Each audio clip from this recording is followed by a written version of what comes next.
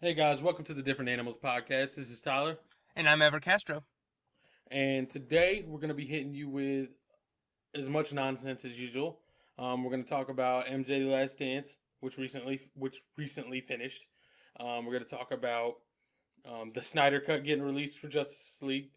Going to be talking about my personal grievances with an old game that I've decided to replay. I'm going to be talking about some of these reopenings that are going on and these ESPN all-time teams. But first, we're going to hit you with this intro track.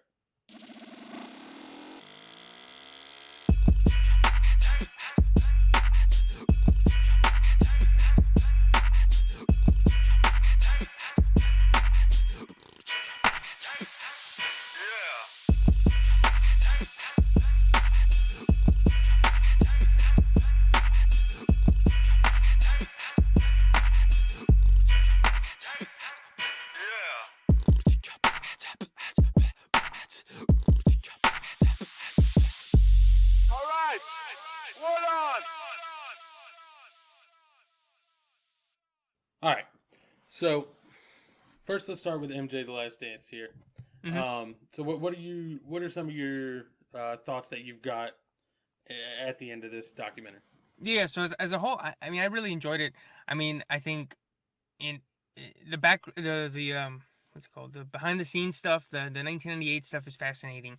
And it's also kind of makes it's humbling. Like you see him sort of just be a person. I mean, he's still kind of a jerk and kind of, the main guy in the room whenever he walks in it. But you see sort of a different side of him, and I found that all of those spice or sort of sprinkled throughout the documentary made it really insightful. But yeah, like I said, as a whole, I really liked it.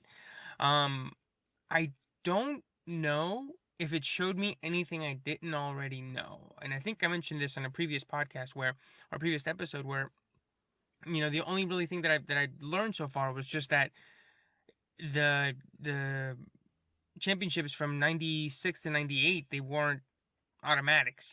Like they had to fight for them, and they were very close, all of them, even the 96 one against the Sonics. So I would say that that's the biggest thing that it showed me, and maybe a little bit how he thinks and sort of why he's so competitive. But it really didn't teach me anything that I didn't already know, or I like, didn't have an understanding of it. But then again, I'm a sports fan, and I've been, I sort of follow things more closely than the average than the lay person. So they might have gotten more out of it. But yeah, I mean, I really liked it. But I don't think I was, as informed, like, oh my gosh, that I've seen a completely different side of him than. But then again, maybe that's not what they wanted. Yeah, definitely. I get exactly what you're saying. Where most of it, other than let's put it this way, I think there are circumstances around the championships and around Michael Jordan that I wasn't privy to, but I don't think I learned anything new about Michael Jordan specifically.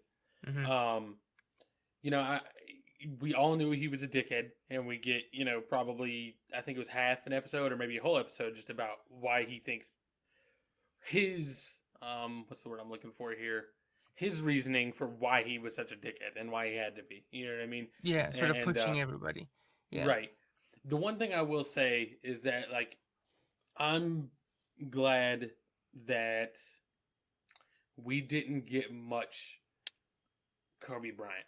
I would have felt really bad if like that episode would have just been difficult to watch. You know what I mean? Right. If we got Yeah. a whole bunch of Kobe Bryant, that episode would have been difficult to watch.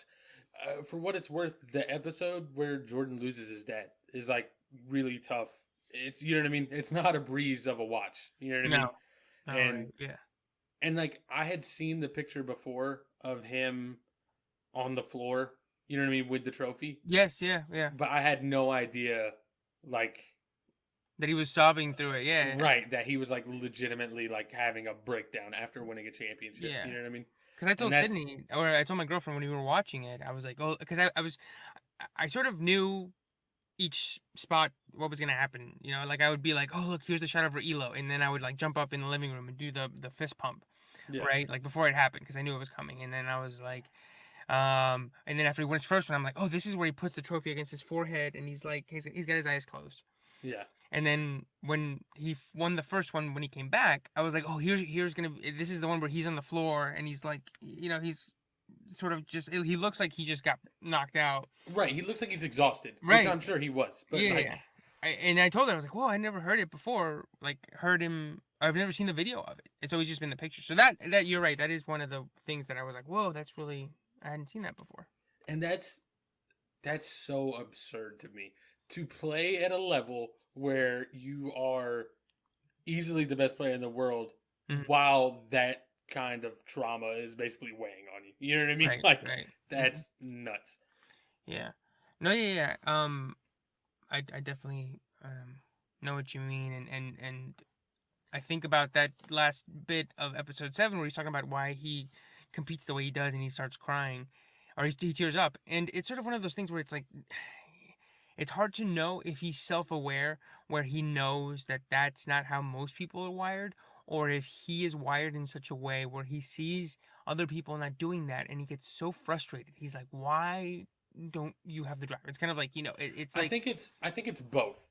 I think he understands that not everyone thinks that way, and that's what makes him different than everyone else. right, But I think he's also frustrated because I think Michael Jordan truly believes that if everyone operated the way he does, they could be one Michael, B to his 1A. I don't right, think he would ever concede that someone could be Michael Jordan, but like I think with he believes that with the right amount of just like the sheer determination and force of will that you could be on his level. You right, wouldn't be him. You know what I right. mean? Like I truthfully believe he doesn't think there's anybody on the world that's as good as him at anything. You know what I mean? Yeah, I mean, Like when he was like, "Hey man, you got your," he gave that guy tickets, and he was like, "Thank God," and he was like, "Oh," or he said something about God, and he's like, "Yeah, he just gave it to you or something. He just gave you these tickets to you." yeah, yeah, yeah. Yeah, and so, Yeah.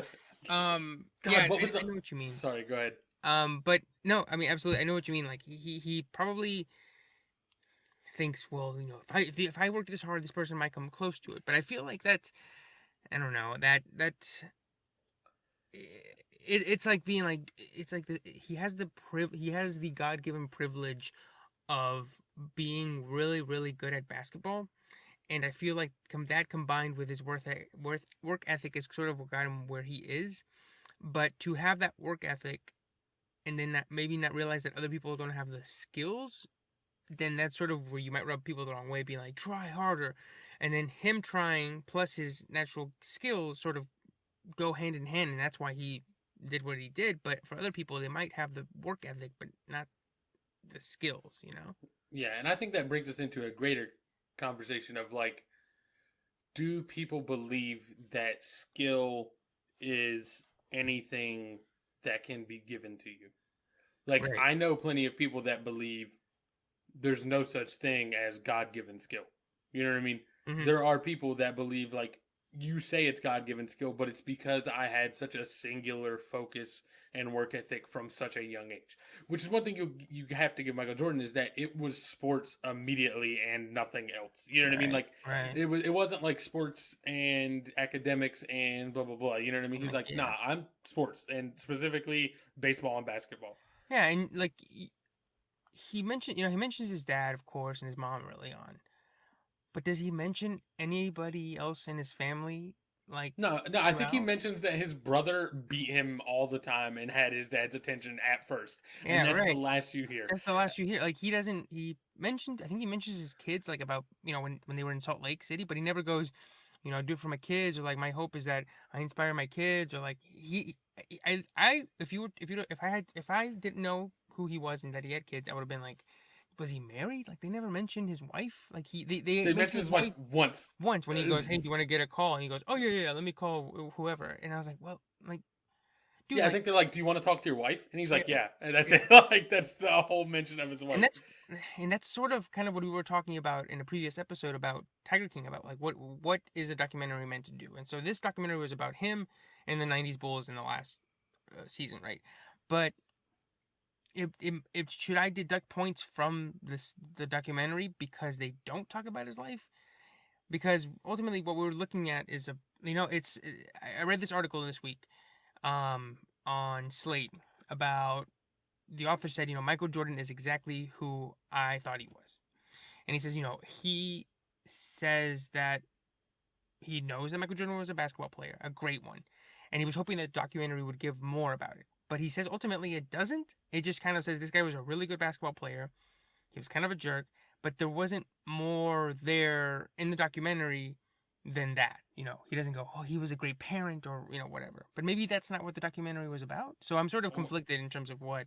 honestly, and I think he mentions this later in that same article, if I read the same one as you, which is that I don't know if it's a failure on the documentary to tell us less about Michael Jordan, or it's a character flaw of Jordan where really Jordan, if you went up to Michael Jordan and was like, tell me about your life, you know what I mean? No recordings, no anything, you know what I mean? Just like, tell me about your life in general.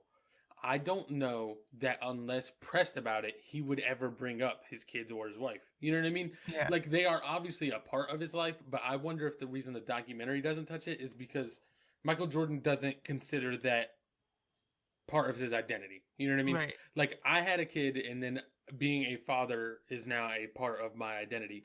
But for Michael Jordan, he had a kid, and it could just be like, I had a kid, but I am still Michael Jordan, the best basketball player to ever walk this earth. You know what I Right. mean?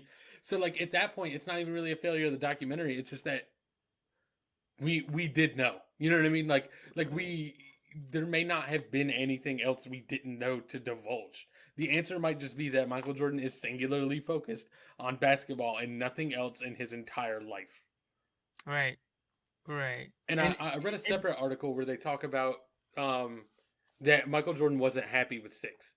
Like and I actually, I think they mentioned it in the Last Dance. yeah, He's he's like, like, we could have nah, won seven, we and could have he got was seven. upset. Yeah.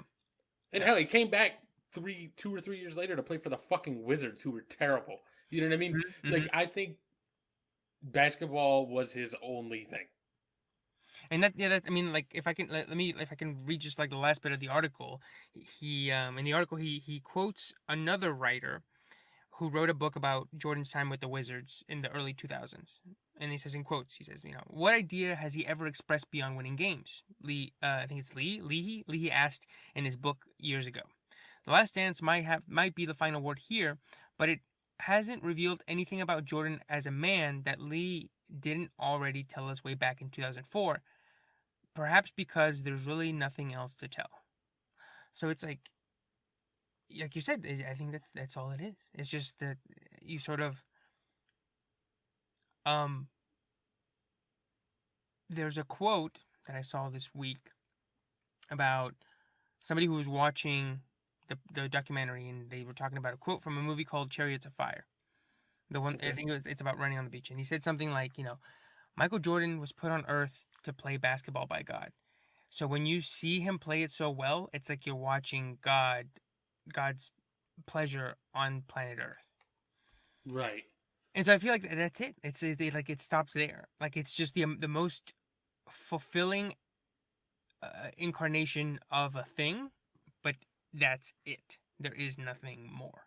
Right. And I think that, like we've said the whole time, is that Michael Jordan is such a, I'm going to use a term that's generally considered negative. He is a one-trick pony. You know what I mean? Mm-mm.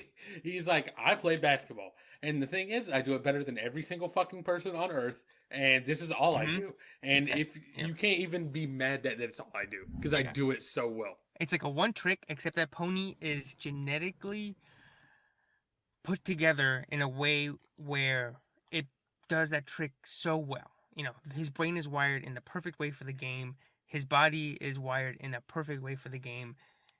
There really is no flaw in how he plays the game. I mean, other than maybe his teammates, but ultimately, I mean, it worked. And I want to get your thoughts on two things.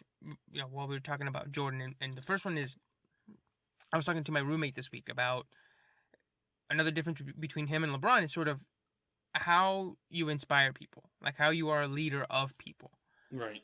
and whether or not you know Jordan's was worth it, No. or Jordan's, if there's, LeBron's is better. I mean, and we were talking about how luck ultimately plays a part of it, but what do you think?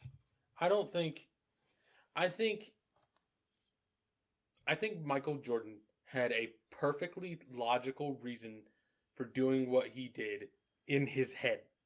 I Mhm. think in Mhm. his fucking mind, he was like, nah, I just bully the fuck out of people until they pick up their slack, and then they are better because I bullied them into being better.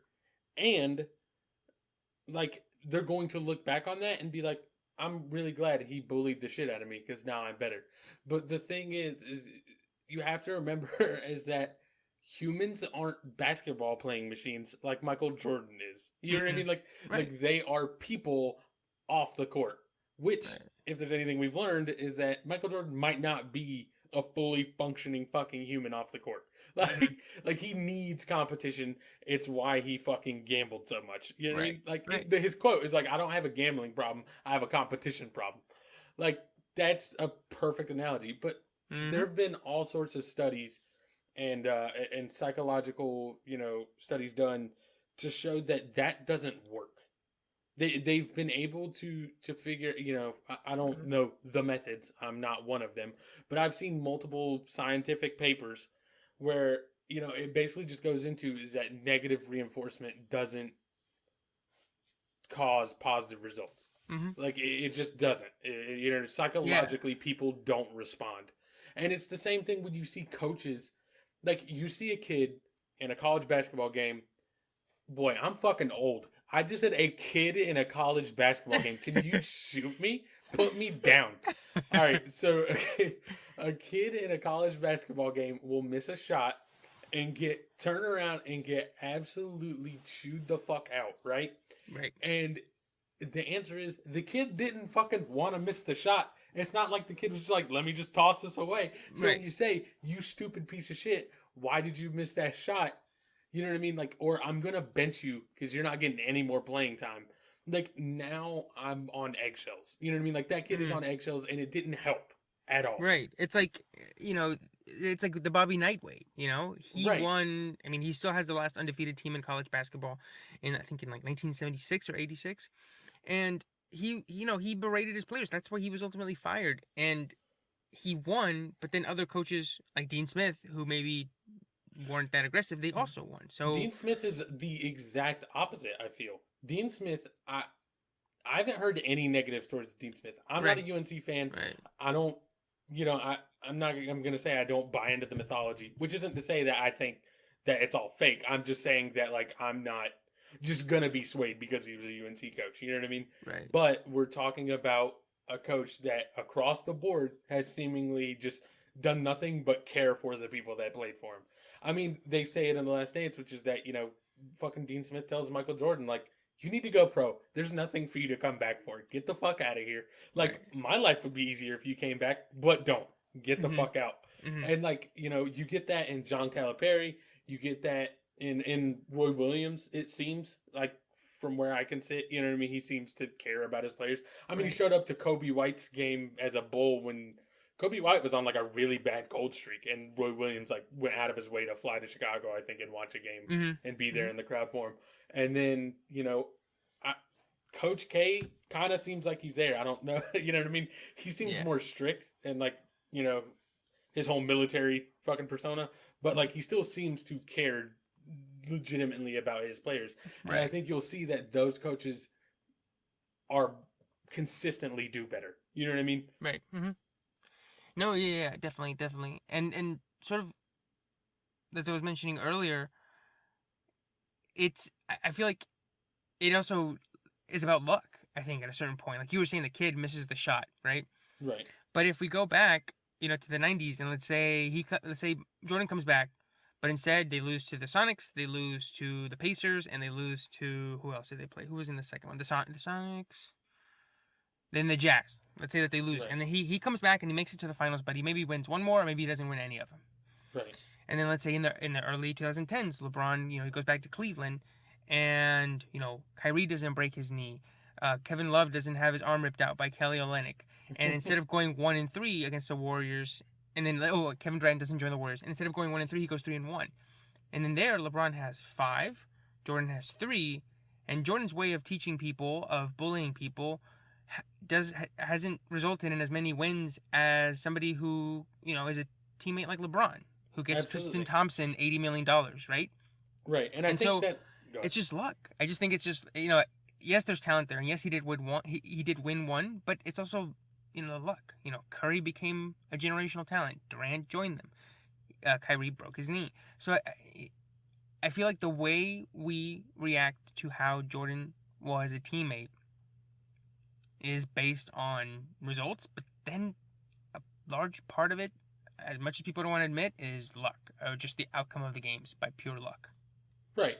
Absolutely. I mean, in every sport there is some level of luck, and the what separates luck from everything else is consistency. And so that's why no one's ever going to tell you Brady and Belichick got lucky. You know what I mean? And Yeah. it's because they've consistently done it over a period of time. And I don't think you can say that Jordan got lucky, but I think you can still argue that it had nothing to do with the way he acted toward his teammates. You know what I mean? You Right. can just say, like, the answer is regardless of personality, if you had talent if you had nameless, emotionless fucking robots, right? But they had the exact same skill sets as Dennis Rodman, Scottie Pippen, Michael Jordan, and Steve Kerr. Yeah. Like, you know what I mean? They would probably still win. You know what I mean? Right. Or at least be as close to winning.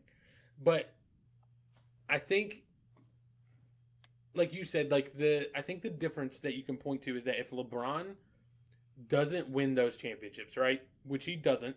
You know what I mean? He went 1-3 against the Warriors. After it's all said and done, nobody has anything bad to say about LeBron, right? Right.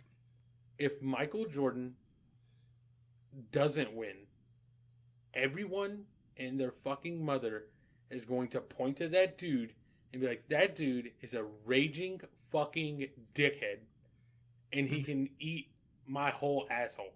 Like there's no way you go through that and not win and be cool with it. You know what I mean? The answer is He's right back in the 80s. Yeah. Get this motherfucker off my team. Like, that's why, it's not like the Wizards, they got better, but it's not like the team got better. You know what I mean? Right. No, yeah. Famously, it's like, he's like Westbrook on the Thunder. That one the year he had his MVP. It's like, as a whole, yes, the team was better, but the team wasn't better, if that makes any sense. Right, the team wasn't better. It's just that you were on the team and you were better, so therefore the team is better. Right. Right. Yeah, there is a difference. Yep. Right, which is, what's funny is, like, it becomes hard because I feel like LeBron is a little iffy on that front as well. Not necessarily on the team, his style of leadership, because I actually don't know what LeBron's style of leadership is. I don't think you ever hear about, like, what he's like in the locker rooms other than other people that played with him saying, like, he's dedicated, he's got a high IQ, blah, blah, blah. But, like, you don't really hear a whole lot about his interactions with the other players. I feel like from like you said, just from an outside perspective, it feels like it's a lot of lead by example kind of way. Right. He's always working out. He's always in the gym. So why shouldn't I also be there? Because if he's about to, be like, hey, tell management, hey, you got to pay my guy. You got to give Tristan Thompson, who, I mean, come on, $80 million, then you sort of go, well, if he's writing for me, I got to write for him. Right. And I feel like that's sort of the experience I get from him. I might be completely off, but it feels like that's what it is. That seems it, because I don't think LeBron does anything to lead. Like, Michael Jordan led by example and also by being a dickhead. I think LeBron just cut out the being a dickhead part. I don't know that he's going up to guys after the game and, like, calling them, like, hey, you want to come over and watch film? You know what I mean? Like, I don't know that that's happening. But just at the very least, you see him operate and you see how greatness operates and you understand that's what you should do. Right. He's just not going to fucking berate you about it like a dickhead. Yeah. Also, what killed me, I can't remember the line now, but you said something when he says, like, God gave you those tickets or whatever. Yeah. Oh, when he says, like, he's like, oh, thank God for these tickets. He's like, yeah, just gave them to you. Yeah. Yep. But there's something where a guy talks trash, I think, and he says, don't you ever talk shit to Black Jesus. And I was like, God, that fucking killed me. Was it Reggie? Was it Reggie Miller? Yes, it was Reggie Miller. Because Reggie Miller says all I ever call him is that black cat. That black cat, yeah. Or Jordan or something like that. Yeah, Jordan. Air Yeah. Jordan or Black Jesus. And I was like, that's the most random and amazing shit. If you Hmm. ever get another grown man who is your fucking peer, who is your rival, to call you Black Jesus, you won. It doesn't matter. Like, it just doesn't Exactly. matter. Yeah, yeah. And the last thing I kind of want to say about the documentary is it reminded me a lot of this movie from 2014 called Whiplash. Have you ever seen it? I haven't. It's directed by Damien Chazelle, and he won the Oscar for directing La La Land.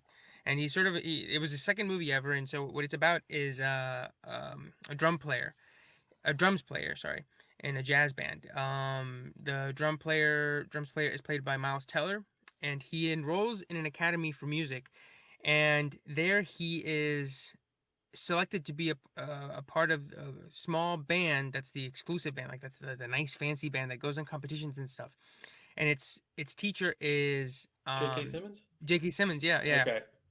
And so, sorry. So in the documentary, or sorry, documentary, in the movie, he berates and bullies and screams at the band members, and bullies them. And like it later, I mean, spoiler alert for a little bit for Whiplash. If you haven't seen it, it's amazing. It was my favorite movie of the last decade. Eventually you find out that one of his older players killed himself because he had PTSD from the way that this guy taught them. And so eventually, the drums player, he, you know, he doesn't have a girlfriend. He doesn't have friends. He's socially cut off because all he does is just drums until his hands are bleeding. And so ultimately, he has a lunch with J.K. Simmons, his teacher, after the teacher gets ousted for what he did. Hmm. And they're talking about, sort of when it is when you go too far, you Hmm. know. And he goes, and J.K. Simmons says something to the effect of, you know, I push them, but that's because you have to be pushed to make good art. And he says, the worst two words in the English language are good job. It's just say, oh, good job, you did okay.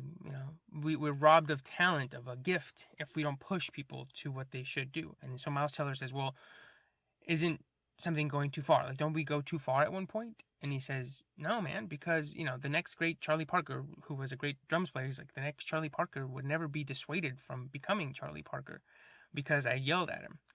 And so I love that movie for that reason. It's sort of idea of being like, what is good art worth? And is pushing people too far worth it? And are we missing out on something in life and history and civilization if we don't push people? So, yeah, I mean, it's great. I mean, not only does it have a great themes and you're sort of thinking about them after you watch it, but also, it looks great and it sounds great and it's got great performances. So if you haven't seen Whiplash, check out Whiplash. But I couldn't help but think that this movie is a long 10-hour version of that good job speech. You know what's nuts though is that like what pushed Michael Jordan? The answer is nothing really. Like Michael Jordan was who he was. He was psychotically competitive from a young age on Mm-hmm. his own. If anything, the only thing that seemed to push him was getting his father's attention specifically. Because he said that his father used to pay more attention to his brothers. You know Right. what I mean? But Right. like, so I think if anything, that proves that pushing sometimes is probably necessary, but like it doesn't have to be a there. To me, there is a too far, and you can see that Mm-hmm. because Mm-hmm. Michael Jordan himself, as much as he says like, I push myself to that degree. The thing is, it's still no one else pushing you, and I think it's that you would have been that guy regardless of whether someone pushed you or not. You know what I mean? Yeah. It is in you that you've decided to be that guy. You know what I mean? Right. Right. Like I don't know that. I mean, are we going to say that if someone was pushing Michael Jordan harder, he would have been better? No, of No. course not. No, but Because I meant more of MJ being on the teacher side, on the pushing people side, not him being the one that's right, being but what I'm pushed. saying is that because like that in the movie example in Whiplash, while J.K. Simmons is the teacher, at some point J.K. Simmons was not the teacher. You know what I No, mean? yeah, J.K. yeah, Simmons was the student and still became who he was without ridiculous pushing. Or well, I don't know J.K. Simmons' character's background in that, but I'm saying that yeah. same example is that like Michael Jordan being the teacher, being a dickhead, and saying it's only possible by pushing people way too far is not true in your own story, where you didn't have to get pushed too far to become great. You know what I mean? Right. Like, we have an example where you didn't need to get pushed and it's great and it's you, but now you're going too far. Right. Mm-hmm. Exactly. Exactly. And then it kind of goes back to that natural talent things. Like if you have the natural talent, it looks like, and other people don't, and you don't maybe realize that you have that, then everybody else looks like a bunch of lazy slobs. Yeah. Also, to a certain point, it's just a fucking psychological profile. You know what I mean? Like, Mm-hmm. there are people who, when yelled at, like, go harder, and there are people who, when yell at, fucking shut down. You know what I mean? I'm Like, like, fuck you. Like who? it's Like I'm gonna go to Orlando and make my millions and not be yelled at by some dickhead. exactly. The Kevin Durant way. You think Yeah. Kevin Durant would have responded to Jordan Fuck no. like He'd have Scotty? been like, yo, He would have he. fired up his burners and been like, oh, this bitch is just he's Rudy Gay with a gambling product. That's my favorite quote ever, and was it Miro It that was said? It was the kid Miro on Twitter. It's just Rudy Gay with a gambling product. Oh. He's just absentee father DeMar DeRozan. He was. They have the same mid-range game. Yeah. So going from one movie to another, because we talked Yeah. about Whiplash. So I'm going to give you my knowledge on this topic, and then you're going to school me because I'm not 100% sure what's going on, but I know that when Justice League was being made, I don't know if he stepped down or if he got let go, but Zack Snyder was making Justice League, and then he was no longer making Justice League, and Right. somebody else took over. I don't remember who it was. It was Joss Whedon. Joss Whedon. Okay. He took over, and then I remember hearing at the time that it wasn't supposed to be a big change, but then I definitely heard that like the film had drastically changed in tone, and I think it was that like they were like, "Oh, he's coming on, but there's not really any more shooting." And then I feel like the movie. This is just me trying to think back in my head, not being sure. I feel like the movie got pushed back because they definitely did a lot of reshooting. And so I remember hearing that everyone wanting the Zack Snyder cut of the movie, which is probably more tonally consistent. Which may have been the problem with Suicide Squad. If I remember correctly, they went from Suicide Squad being like dark on purpose to begin with, and then like by the end of the marketing campaign, Suicide Squad was written in like a million bright colors with like bright paint splashes in front of it and like funny looking letters. Yeah. So like what exactly is going on with the Zack Snyder cut? Because I've heard that it is now going to be released. Yes. Yeah. So you were right. So it's March 2016, and they come out with Batman vs Superman, and of course that's the crown jewel of his murderverse of his fucking just bleak, dark, just grim look at superheroes. And so that comes out. It makes a lot of money, but it's not really well received. And Wait, I mentioned was Zack Snyder the one behind Batman vs Superman? Yes. Sorry. Okay. Yes. So they give he does Man of Steel in 2013. They give him the keys to the kingdom, and they say, hey, you're gonna head our DC superheroes. You're gonna do everything. You're gonna do Justice League. You're gonna write Wonder Woman. You're gonna executive produce all of the rest of them. He's like what's his name in Marvel? Kevin Feige. Kevin Feige. Feige. Yeah. I never knew how to pronounce his name, and now I sound like a fucking idiot on a podcast. Let's go, Kevin Feige, baby. Like beige. Yeah. Exactly. Yeah. And so he puts out Man of Steel. It's pretty good. Christopher Nolan, I think, co-wrote it or produced it. And then they give him Batman vs Superman. March of 2016 comes out, makes a lot of money, not very well received. And so he begins production on a 2-part Justice League movie. Part 1 was going to come out in November 2017. And so it's going along, and it's people are starting to sour on it. And then Suicide Squad, like you said, comes out in August of 2016, and that's not really well received either. It makes a lot of money. But and so at that point, I think this is where it's a little murky in terms of what happened, because he did step down. His daughter committed suicide early 2017, and so him and his wife, who produced the film with him, they step down and they bring in Joss Whedon to sort of just lead the train into the station, just finish it up, shoot a couple of things to make it a little bit more accessible. And so then the movie comes out and it sucks, dude. It's fucking terrible. I saw it in IMAX and I was like, it's god awful. From the the fake lip, Henry Cavill, to just the script, and then the finale is this horrible CGI fest, and the villain's terrible. Anyway, Justice League sucks. Who's the And so then villain of Justice League? this like CGI character named Steppenwolf, but Okay. that's like it. And so the movie comes out. It's like a blip. People forget about it, and then there's this sort of he begins to post pictures of the stuff that he shot, and it's not in the movie. And actually, a lot of the trailers, about half the footage in the trailers, isn't in the movie. And so there's this sort of grassroots campaign called, release the Snyder Cut. But like anything on the internet, some people do it nicely, and then some people do it not so nicely. And so they're fucking jerks to people who comment on it, and they bombard people, and it comes close to being something. Well, I don't want to attribute them to the wrong thing, but it becomes very aggressive online. And so, shout out to people being scumbags online. being Shout out to the scumbags human online, race. yeah, harassing people on Twitter, just the worst. And so then, and then at that point he makes, I forgot what other movie he's made since then. I don't think he has made a movie since then. But to Wonder Woman, we talked about in the previous episode the good movies that have come out since. Wonder Woman, Aquaman, Shazam. What else? I think that's it so far that I can think of. That sounds right. Oh, Joker, yeah, but that's Joker, but yeah, so basically, he's sort of removed from the project, and so, they're not going to release it because there is no Snyder Cut at that point. There was no Snyder Cut of the movie. It was just sort of, he had little chunks and pieces. They put those chunks and pieces in one way, and it made the shitty Justice League that Joss Whedon, his name is on it. But there was no concrete.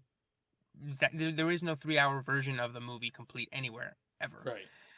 And so then, recently, a global pandemic happens. That happens to coincide with HBO releasing their new streaming service called HBO Max. And so they need some sort of thing that's going to be poppy, something that will get people talking, that will have free publicity, and that will simultaneously be something that they can release on it, and then also not coincide or not interfere with their current, theatrical cuts. Wonder Woman 2, Shazam 2, Black Adam, if they ever do a Superman, it's not going to interfere. It's just going to be its own thing. Right. And so they decide to give Zack Snyder $20 million to cut the movie and put it together so that it will be released on HBO Max next year. Okay, so I did read the article, and one thing, again, this whole idea of the Snyder Cut, I thought there was legitimately a version of the movie before the reshoots that was mostly complete, if not complete, because when you call something the fucking Snyder Cut, I imagine it's a version of a thing that exists. It is a cut of something, right? Yeah, but it wasn't. I mean, I'm sure I don't want to sort of be like, well, he was thinking this thing, he was thinking that thing, but I do think that when he was making the movie, he probably had the movie in his head, and so yes, the movie that is in his head is not the one that's out, but when he sees like, oh, that storyboard, 352, in his mind he sees what it is, so of course that's his cut of it. Right. What's nuts to me is apparently they're bringing back the cast to do more shooting. Right. Yeah. Which means you're gonna have Ben Affleck back as Batman for like one cut, right? Like right. He's like, hey, Batman, you gained 30 pounds in the last shot. That's what How did that happen? That's what I was legitimately thinking specifically about Ben Affleck. I was like, Ben Affleck, his figure varies wildly. Why do you sometimes look like a giant bear, and then sometimes you look like a slender Bostonite? Like, what's going on here? This Batman in this scene is thick. This Batman's thicker than a bowl of oatmeal. Pointing. I'm doing the pointing. Yeah, yeah, exactly. With the handcuffs. Hey, that ass was fat.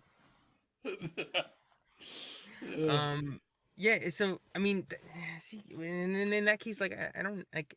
Why? I mean, I can see why, because it is gonna make the money and people will watch it, but I don't know if I like this precedent.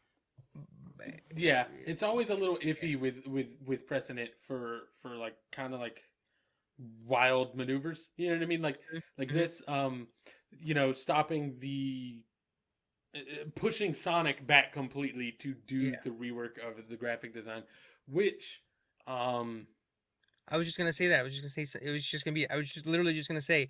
I mean, in the last year we've had Sonic and then this, in terms of two online campaigns that have worked, and I don't know if this is gonna end well for future ones. Like these have been fairly innocuous, Right. but And what happens when there is one that isn't? I think what is the problem is that I think both of these campaigns are at least somewhat fair.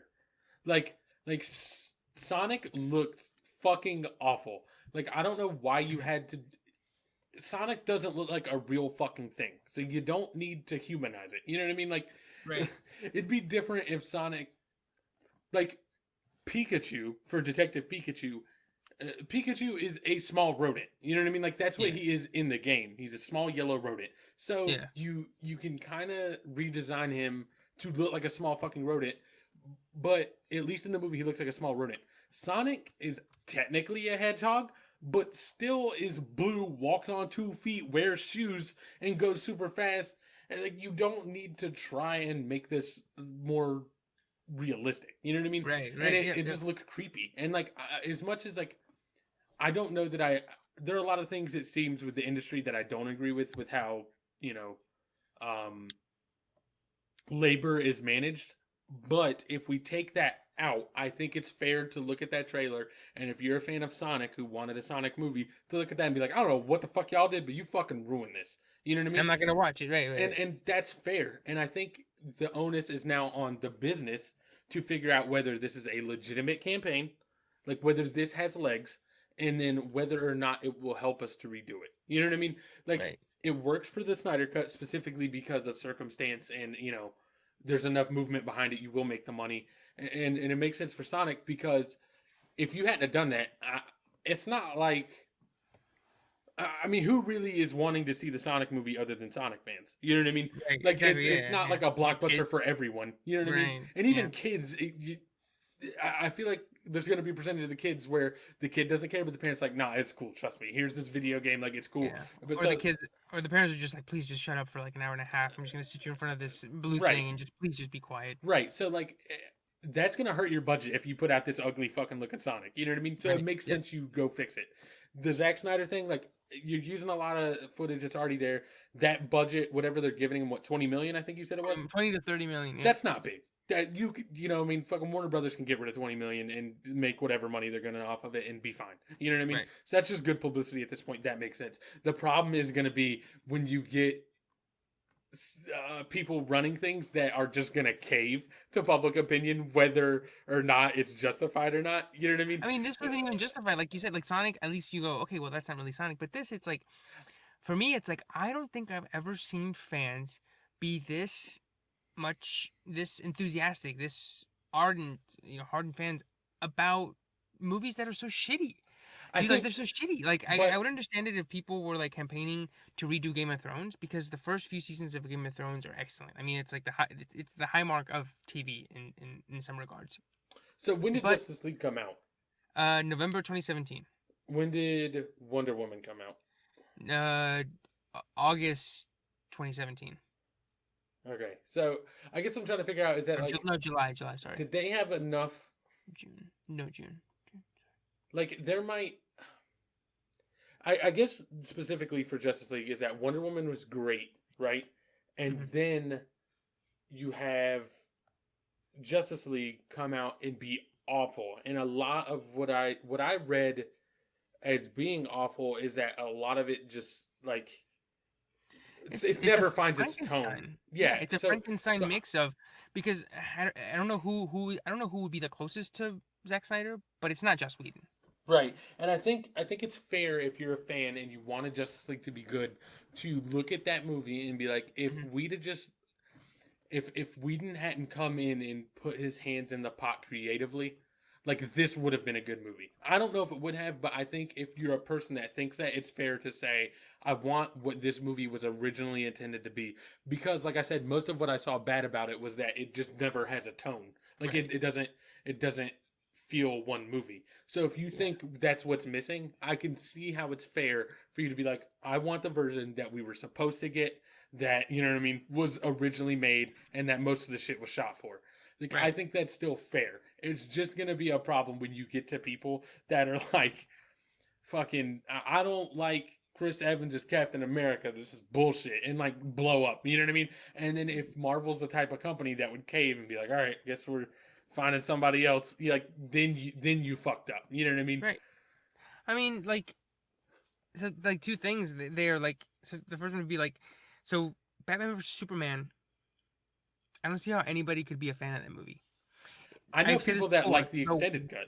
The that one's even worse. They Really? talk about like well, it's not even worse, but it's great. Like the things that make it bad are make it worse. And I've said it in a previous podcast. The world is a worse place because that movie exists. It doesn't work on a thematic level. It doesn't work on an editing level. It doesn't work in any level whatsoever. It doesn't work in terms of what it's trying to do with the characters. It's trying to be a deconstruction, but you can't be a deconstruction when you have been tasked or when you're framed as the thing that's being deconstructed, if that makes any sense. It's terrible. I would say if you want to know more about it, there's a great series called Really That Bad on YouTube where this guy goes into it like 3 hours, 3 hours plus going into detail why the movie is terrible. I'll have to check that But out because, like I said, I'm not great at viewing like the themes, the tones, blah blah blah. I'm just in it for the like the story that is happening at that moment. But one thing that I know I've heard you say that I don't necessarily agree with movie mm, wise, like, and you said it in an earlier podcast about Man of Steel, or Superman in general, which is that like things don't have to like.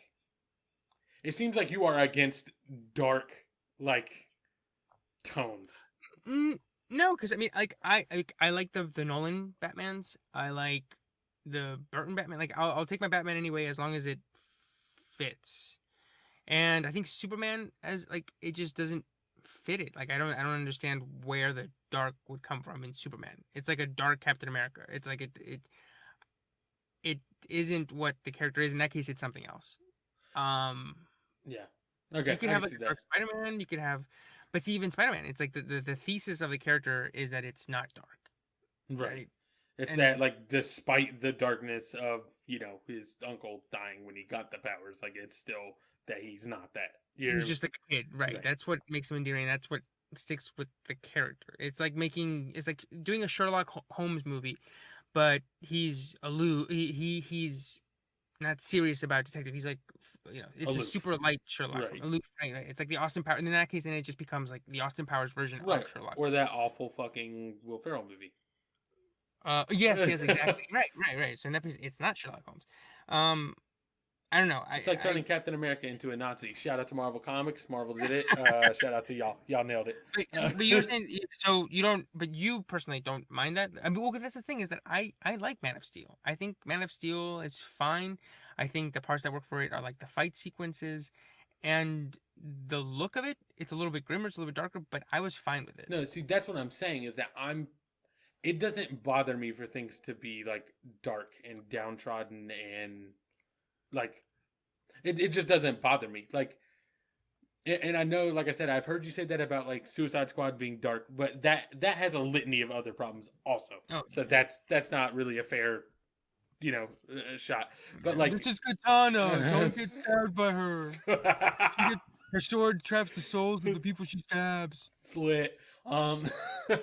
But like the Batman vs Superman thing again, haven't watched the movie, so I can't discuss any of it. But like I know you've mentioned that like it being you've if we're putting a pros and cons list, I've definitely seen you put like it being a dark tone in the cons list, which to Right. me is like not really a pro or a con. It's just a decision. It is a creative direction, and as long as you nail it, I don't care. You know what I mean? Like Yeah. Watchmen is dark, and they nailed it, and so it worked out perfect. Which is a Zack Snyder movie, right? Yes. Yeah. So I mean, like that's what I think of. But again, I haven't seen Batman vs Superman or the extended cut. I've just heard people talk about it. So like I'd heard the extended cut was better, but again, I don't know. There might be a litany of other things that are a problem with it that then make this a problem. Like I was saying, like just in terms of like just like film language, just like the way a movie works, it doesn't work. So to give you an example that I saw on that YouTube video, in a normal movie, if two people are talking about Jim, and somebody goes, "Where's Jim?" or like, where's Jim right now? The movie would cut to Jim Right. being at the store. In this one, Lawrence Fishburne plays his boss, and he's talking to one of Clark Kent's coworkers, and he goes, "Where the hell is Kent?" And you would imagine that the movie would cut to where Kent is Please in tell me it cuts Kansas to or Batman. whatever. It cuts to Batman. It cuts to something Why? else. So, like, you don't like most people like, or I mean, I didn't notice it the first time I had to watch the video, but your brain notices it, and you go, "Wait, what?" Like, and you sort of get confused a little bit. It's kind of when Yeah. people don't like people just kind of like when the camera cuts around too much when two people are talking in a room, it confuses you in a way that you don't just like let the story flow. You go like, wait, okay, so they were talking over there, now they're talking over here. Same thing. It's like, oh, he was talking about Kent, but now it's talking to Batman. So why did it cut to Batman? Like, it's like that kind of stuff. Right. The only It way fails that on would a ever very work is if basic the level. whole story is revolving at that moment around nobody knowing where the fuck Superman was. Exactly. Right. So I would say you don't have to watch him. You don't have to watch Justice League. I'm gonna watch this Snyder Cut just because I am a little curious after all of this. Wait, what's Because the quote I saw? There's a quote floating around on Twitter where Zack Snyder's saying that Christopher Nolan's Batmans weren't dark, and then oh, he's like, yeah. I mean, in my movie, Batman would get raped in prison.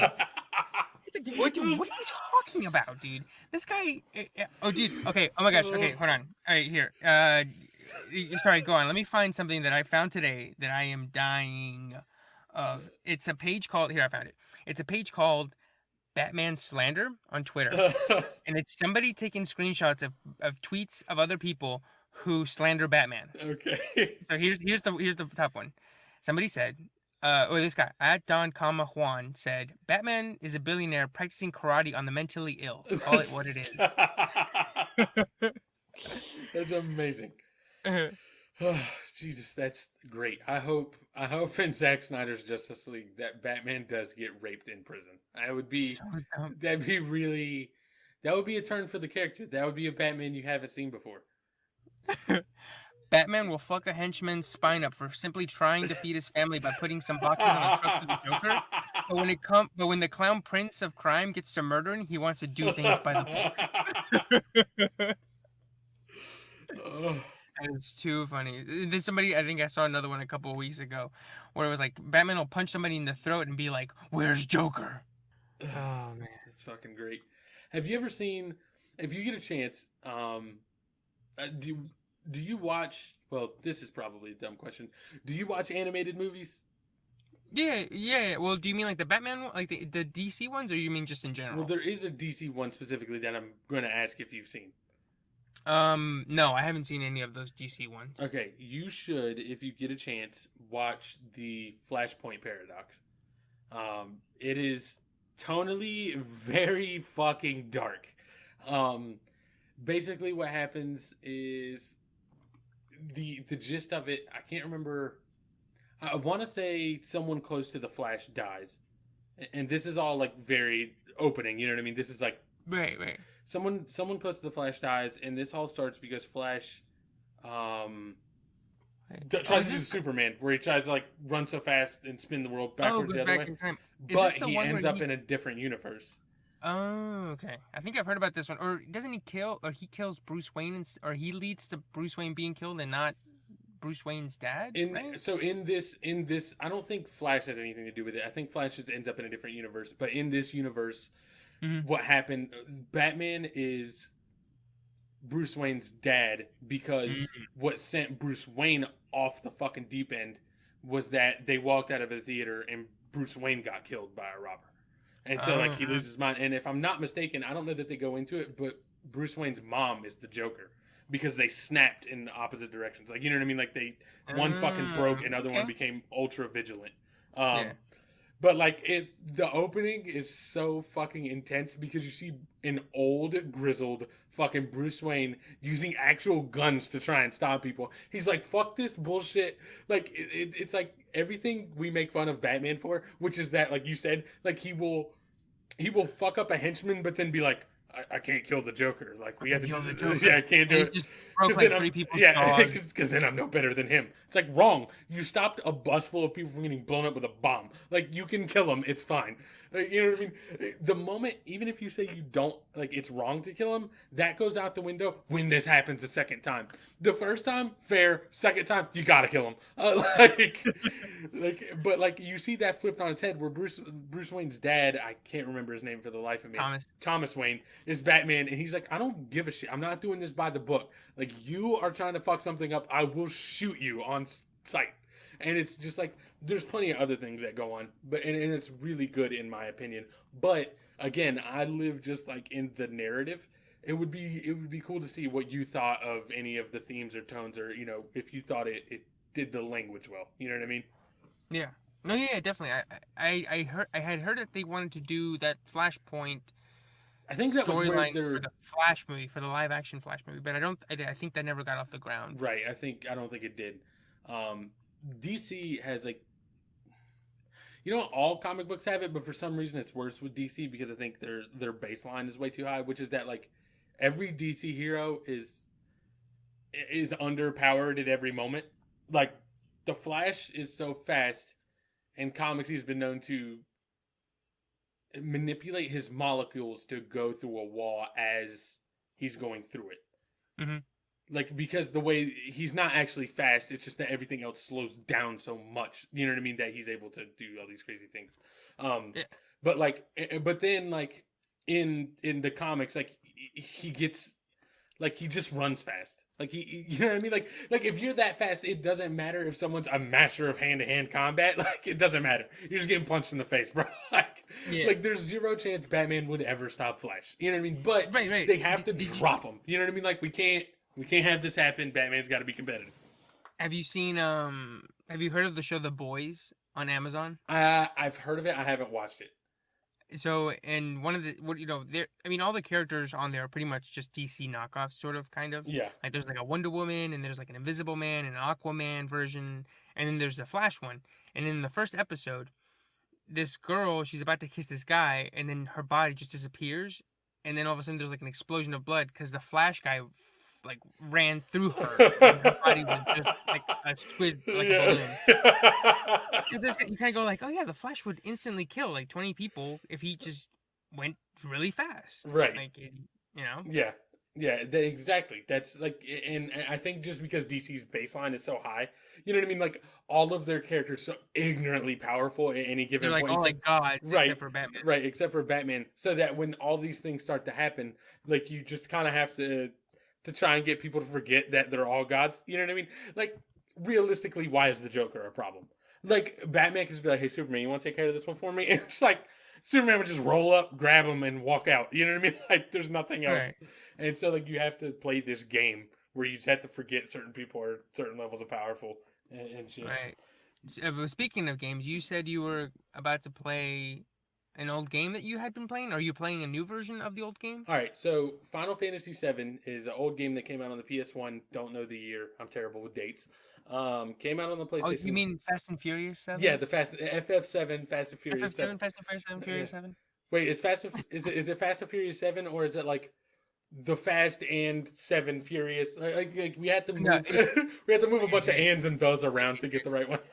So the movies are the Fast and the Furious, Too Fast, Too Furious, The Fast and the Furious Tokyo Drift, Fast and Furious, Fast 5, Fast and Furious 6, Furious 7, oh, okay. And the Fate of the Furious. Jesus Christ.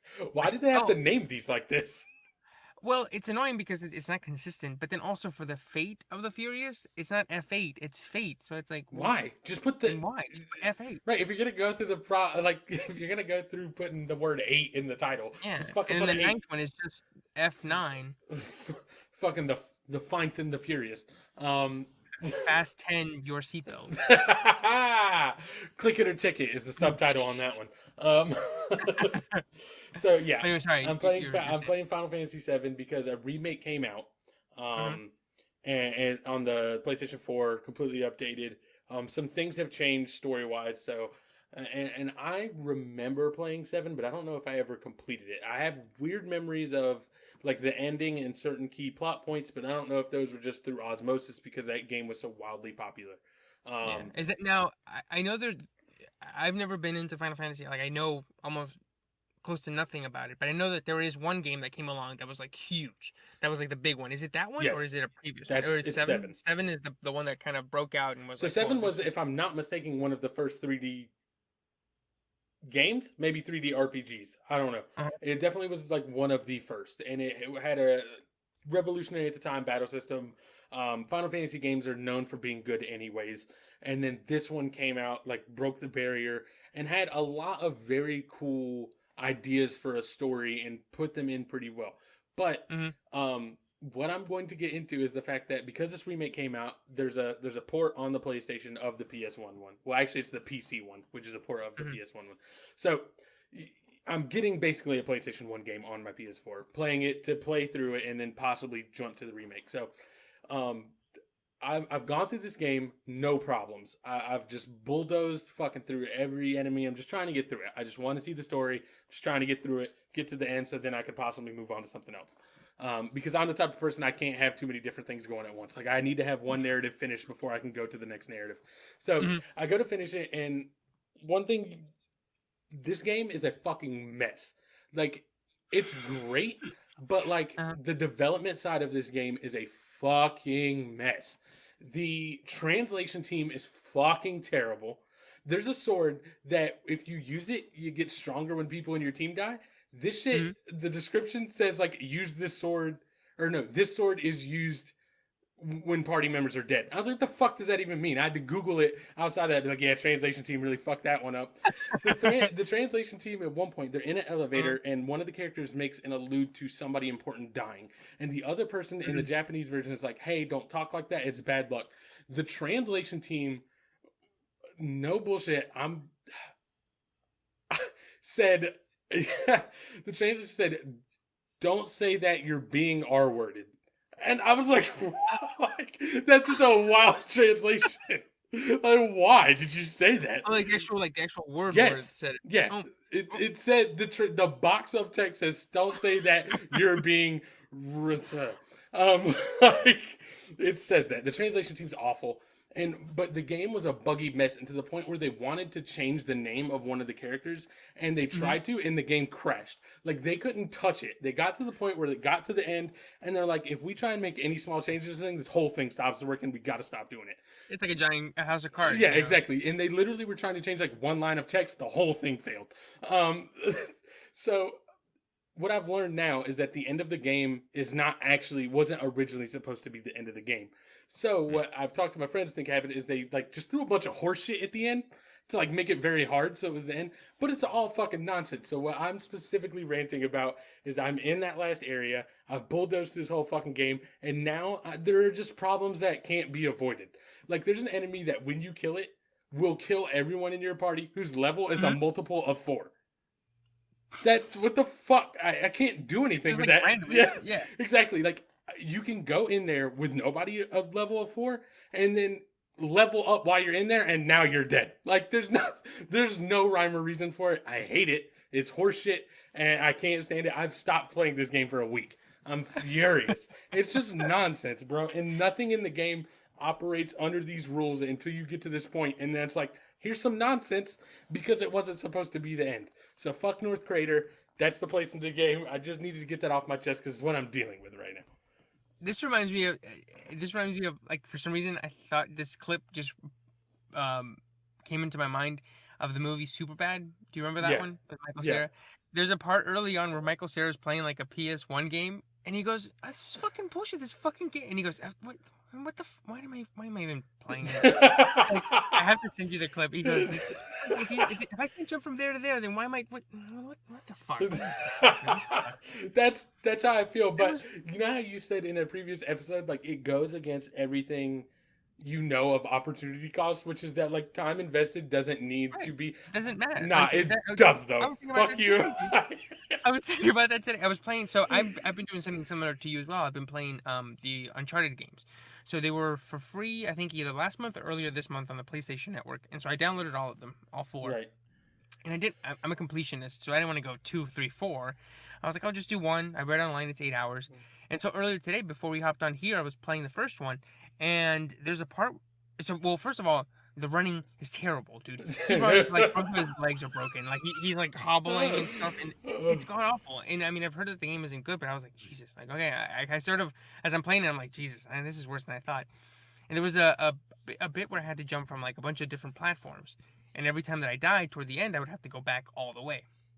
And so literally sometimes, dude, I would die. I spent like 30 minutes doing this. Every time I died, I'd be like, what the fuck? Like, why am I doing this? Like, I could easily, like literally, nobody has a gun to my head saying, you have to finish one before you play two. It's literally just me going, I have to finish one before I play two.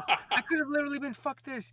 Closed it, opened up two, and had the time of my life. Or because apparently two is great. Just Googled it, like what happens in one.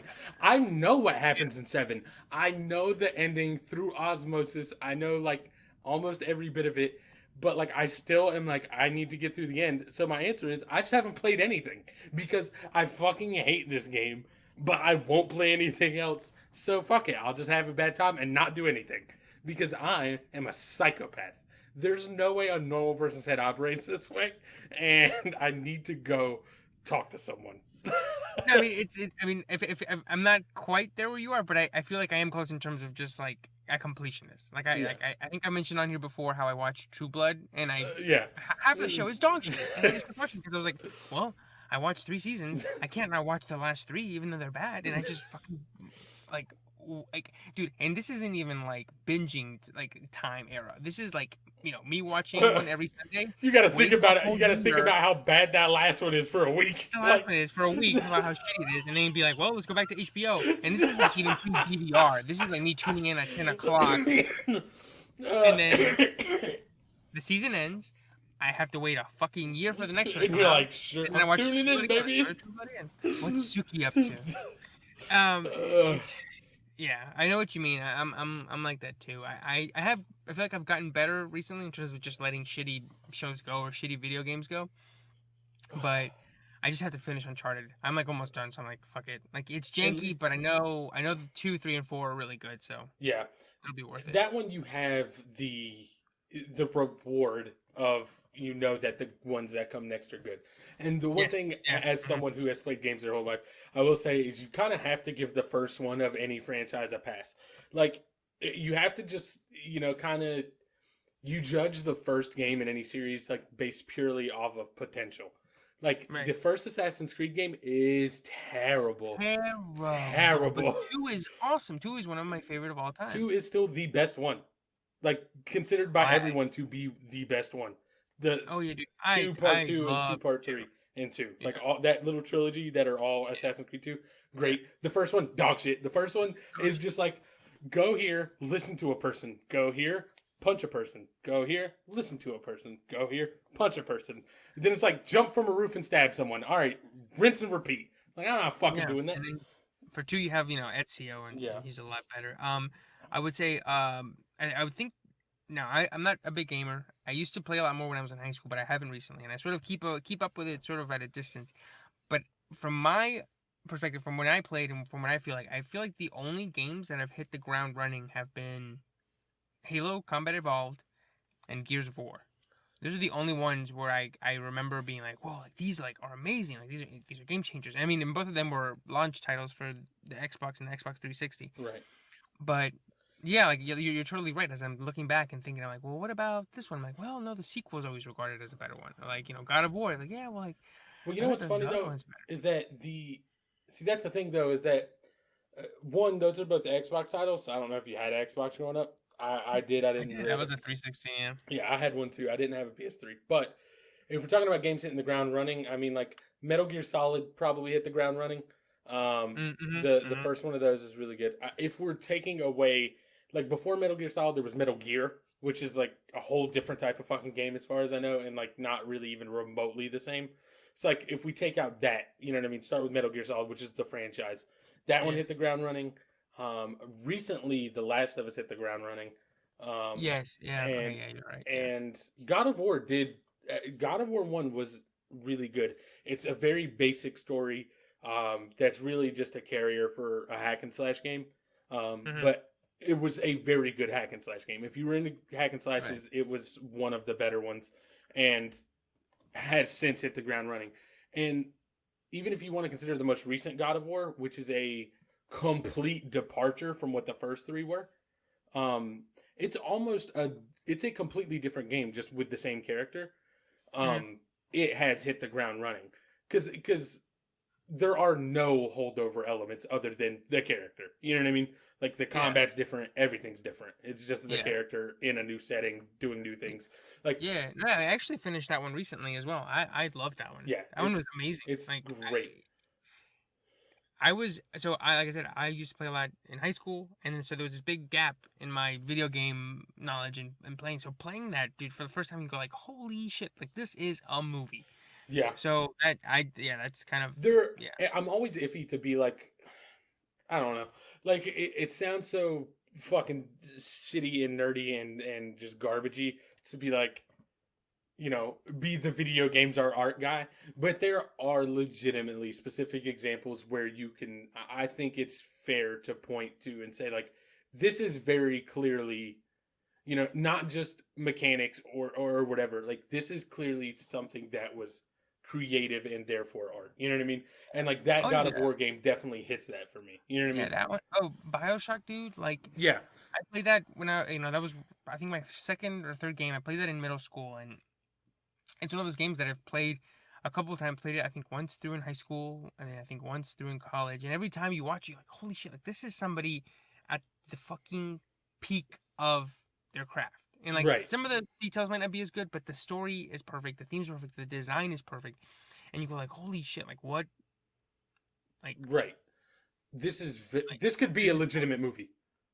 right. Right. Yeah. And same thing with God of War, the same thing with The Last of Us. Like all of these can be legitimate movies. You know what I mean? And would function on their own as a movie. Yeah. This is something that we can touch on another episode, and something that I sort of have thought about as people adapt books and people adapt stories and stuff is what stories are meant for what platforms, and does it ding a story's universality if it doesn't fit all of them? And what I mean by that is that I have a friend who she loves Pride and Prejudice, Okay. but she loves specifically she loves the book, and she loves there's like a mid 90s 4 hour series, 4 or 5 hour series, Right. and she hates the 2005 2 hour like movie version with Keira Knightley. She says it cuts too much out. It's not the same story. But I was thinking about that when she was talking about that. I was like, well, it's not the same. It's the same story, but maybe Pride and Prejudice isn't meant to be a movie. If that makes any sense, No, you know. absolutely. And I think you see that a lot with books specifically. Um, I feel like that's for video games as well, where maybe something like God of War as it is now isn't a movie and it should never be a movie, but if it takes maybe the characters, then maybe it can. right. I think a good example for my end outside of video games is books. Stephen King's Mhm. probably my favorite author, which is just Mhm. generic fiction. And I know for whatever reason, Stephen King always gets like a lot of flack, um, which I've never really understood. I Um, think it's just his endings. well, no, I've always heard his endings aren't good. his endings are not great, but like I mean like people will like snobby readers like view Stephen King as like gutter trash. You know what I mean? Like the same Uh, way they view like Twilight, which seems so ridiculous to me. But anyways, like do you get what I'm saying though? Like they view yeah. Stephen King as like reality TV. Maybe it's high end reality TV, but it's still reality TV. Um, And I think I do think that that'll change as time goes on, sort of, because people will go, oh, William Shakespeare, he's the peak of literature, but he was writing that story for just everybody, right, because people couldn't go to the fancy plays and stuff. He was like, well, we got to give the common people something to talk about. So he wrote those for them, and then eventually, over time, because they were so popular, that's what became high art. And I feel like that'll happen with Stephen King yeah. over the next 100 years. But sorry, go on. But like my favorite set of books from him are the Dark Tower series. Mhm. It's 7 fucking books, and all of them are long except for like the first one.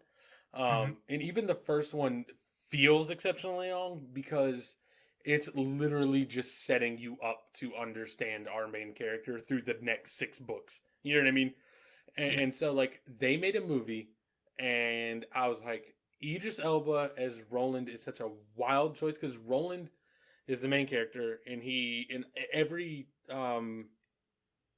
picture, like every artist drawing of that character before the movie, Uh-huh. it's very clearly Clint Eastwood, which is, what I mean. He's a gunslinger from a foreign land that also has magic, but you know what I mean. Like it's not technologically evolved, so it fits. You know what I mean. You can see Right. Clint Eastwood play that guy. But then you Right. choose Idris Elba, and I was like, that's weird, but I can dig it. You know what I mean? I really like Idris Elba. Again, stated on a previous episode, I'd fuck Idris Elba. But Idris Elba, and then the Man in Black, who's the main antagonist, they get Matthew McConaughey, which fits because Matthew McConaughey is a psycho, and so is the Man in Black. Um, the but that movie ended up so fucking trash because they tried to fit 7 books worth of knowledge into a well, that's the thing is you can't try to fit it. That's the problem. Like you can't try to fit 7 books of shit in a 1.5 hour movie, and when you do, so much shit just gets left on the cutting room floor that by the time it's done, you just have this fucking shell of what you And originally had. it's not the Dark Tower at that point. Right. It's something else. It's a different movie with the same characters. Yeah. No, yeah. I feel like we're gonna have this discussion a lot as we go on, especially with things that are adaptations. You mentioned earlier the Watchmen movie with Zack Snyder Right. to sort of bring everything full circle, and that's I don't know if I've talked about it on here before or I've talked to you about it before, but I feel like that's an example where he was so slavishly devoted to recreating the story that it's so close that I don't know if it works as a movie because I read the book and it follows it so closely. Then in the book, I'm like, okay, well he does this, this, this, and then I fill in the gaps mentally when I'm watching the movie. Yeah, there are But I don't know definitely. how to watch it. I And haven't read then the book, but like, and I like the movie, but there are definitely parts that seem to just like kind of connect where I wouldn't have connected them. right. Oh, you mean they jump just because they have to? Right. Like they go, oh, we have to go here to do this, and maybe in the book in the comic they go, well, they explain it a little better, but in the movie they're like, well, we have to, and it's like, why? Yeah. Well, because we have to. Yeah. Exactly. Shit like that. Like I don't really understand why we're doing the things we're doing in a couple spots. You know what I mean? Right, right. But same thing. It's like it's so much story that it was crammed into 2 hours and 40 minutes that it's like, is this the right vessel for it, or would 12 episodes, an hour each, work better? So I think what it comes down to, because you were saying like, does it ding against the art if it can't fit in all formats? Right? Is what you were kind of getting at. Yeah, and I mean ultimately, my point is that it's no, because some Right. things are just meant for certain ways. Like Yeah. some things are just books. I agree, Some and I things was are just I was I movies. was gonna say I think the only I don't think anything can be dinged for being specific to a format, but I do think you can give extra points to things that are um accessible across all mediums. You know what I mean? Like that's Yeah, something that I think you yeah, get extra credit for, but it can't hurt you that you don't. You know what I mean? yeah. Like it can't No, hurt you that Pride that's and a really good Prejudice point. is a terrible 2 hour movie. But if you make a piece of art that can be turned into whatever, you know what I mean? Yeah, Like Shakespeare, for what it's worth, has been able to be turned into almost anything. You know what I mean? Like, yeah. and that's part of why you get some of the extra credit. You know what I mean? Like that's why you kind of have to look at it and be like, If it's that both, was yeah. legit. You know what I mean? Yeah, as you're explaining that, I mean, literally, when you were explaining that, like, you can't take it, you can only give points for doing that. The first movie that came to mind was No Country for Old Men. I haven't read the book, but I love the movie, and I've always heard that it's a pretty faithful adaptation, and it cuts what it has to, and it adds what it has to, and I think as a movie, it works perfectly. Yeah. Like I said, I haven't read the book, so I don't know if the translation, if it's both, but That's one that like up until very recently I had no idea what the fuck I was watching. Like I was into it because it's done so well, but like mm, because I don't pay attention to themes and tones enough, I was like, what the fuck is going on? Like what am I supposed to be gathering from this? Because it's done in such mm, an odd way. You know what I mean? I think odd is like the only word you can use for that. Like the shit's it's weird. yeah, You know?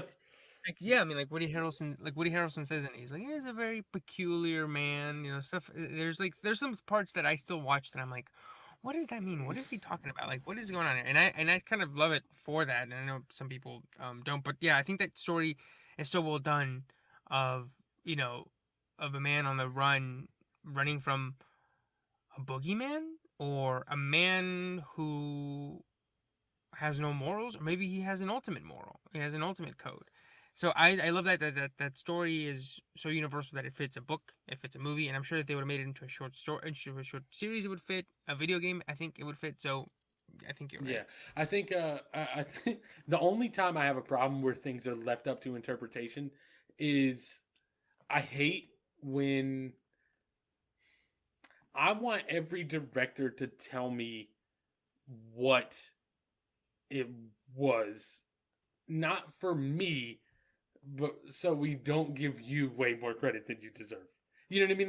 Like I want my pro. Like the ending of Inception, or like No, like No Country for Old Men. People have found a million different things. It seems that like they say like this is trying to say this. You know what I mean?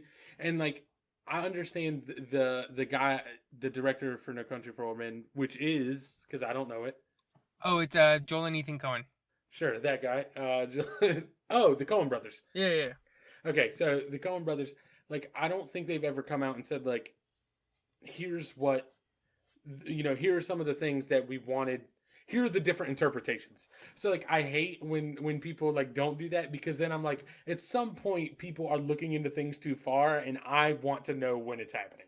You know what I mean? Mm-hmm. Like I remember they did an interview with Jordan Peele with Get Out, and people were like talking like, oh, I saw this thing like where he's picking out the cotton in the chair, and like this is supposed to be a flip on the fact that a black man picking cotton is what's saving his life in this scenario. You know what I mean? Right. And Jordan Peele's like, that's correct.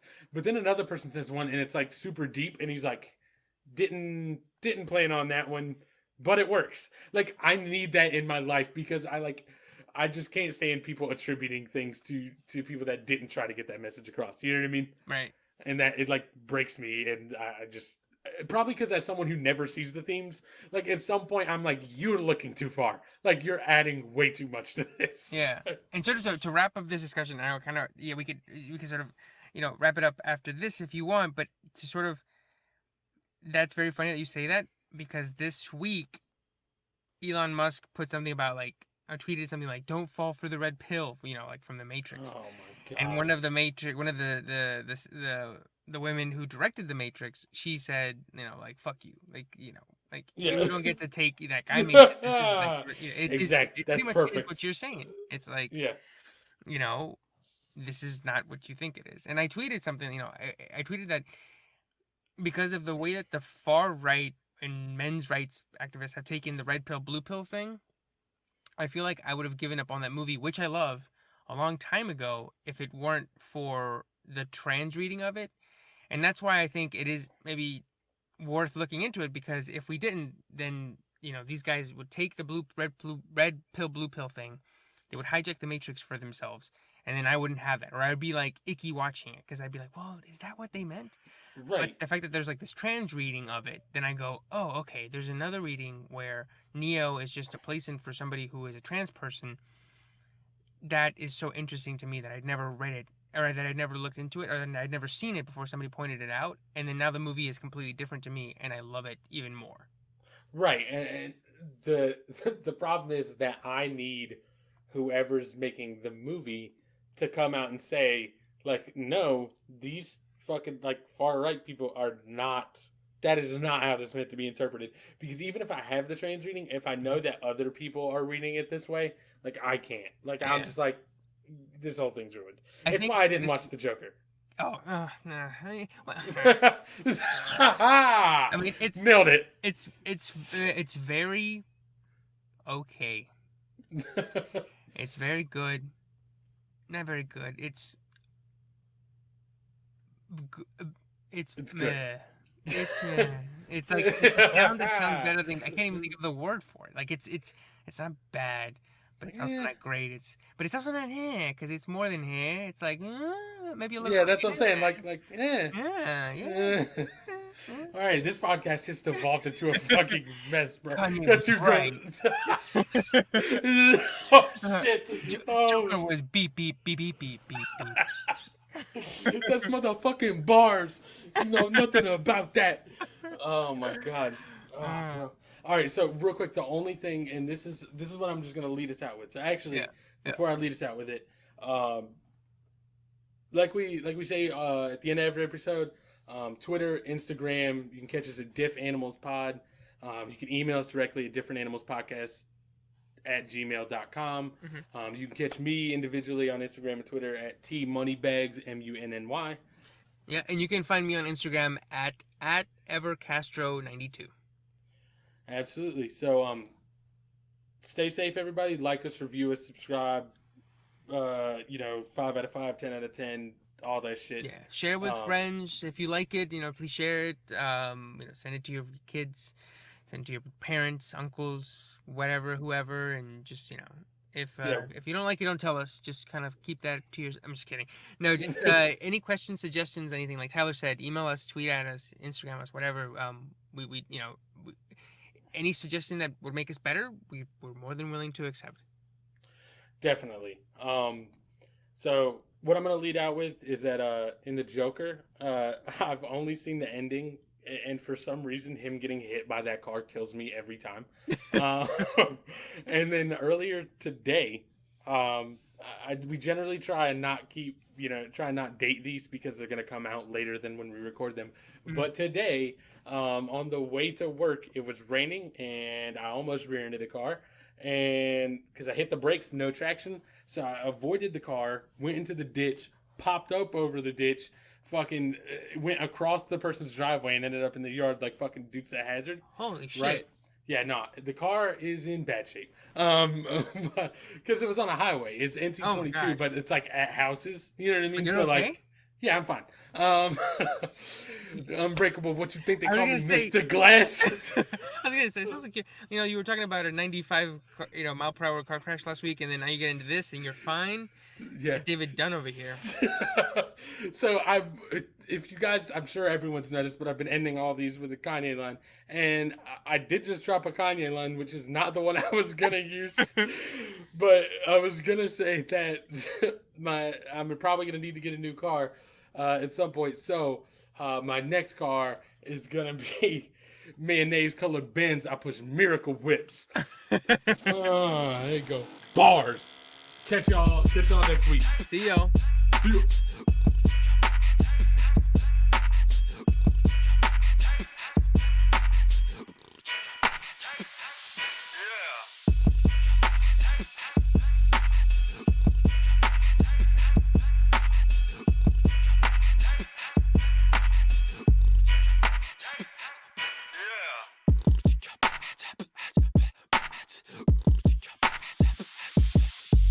All right. Hold on.